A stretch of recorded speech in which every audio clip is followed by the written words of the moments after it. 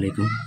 আজ আমি আপনাদেরকে লবণ পড়ার একটা গুরুবিদ্যা দেব। লবণ পড়ে বশীকরণ করতে পারবেন, খুবই সহজ হবে কিন্তু ভয়ঙ্কর লেভেলের কুফরি। এগুলা গুরুবিদ্যা, দেখুন এগুলা হাতে লেখা বিদ্যাগুলো কিন্তু খুবই ইফেক্টিভ হয়। বইয়ের থেকে হাতে লেখা বিদ্যাগুলা কার্যকর। আপনারা এইগুলোর দিকে বেশি নজর দেবেন। অনেকে বই বই করে, কিন্তু পুরাতন জিনিস কিন্তু এখন বইয়ে নাই। এগুলো সব এখন যারা মুখস্থ হাতে বিদ্যাতেই। হাতে লিখবেন ডায়েরি, এই যে দেখেন আমার কিছু লেখা আছে,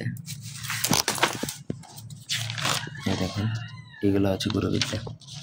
তো আপনার হাতে লেখা বিদ্যাগুলোই বেশি ইফেক্টিভ। মন্ত্র বলছে, মন্ত্র মন্ত্র মায়া মন্ত্র, চারখানা বড় কিতাব, আসমানি গ্রন্থ, অমুকের পুত্র বা অমুকের কন্যা, অমুকের অন্তর্জলে, আসমানি গ্রন্থের টানে অমুক অমুক, অমুকের পুত্র, আসমানি গ্রন্থের টানে অমুকের পুত্র বা কন্যা অমুক, আমার এসকে মহব্বতে পড়ে বিলবিলাতে আবার নাম যার জন্য করবেন, আসমানি যাদের খেলে দিই যদি আবার নাম অমুক যার নামে করবেন, আমার বশীভূত না হয় 2000 মাথা খায়।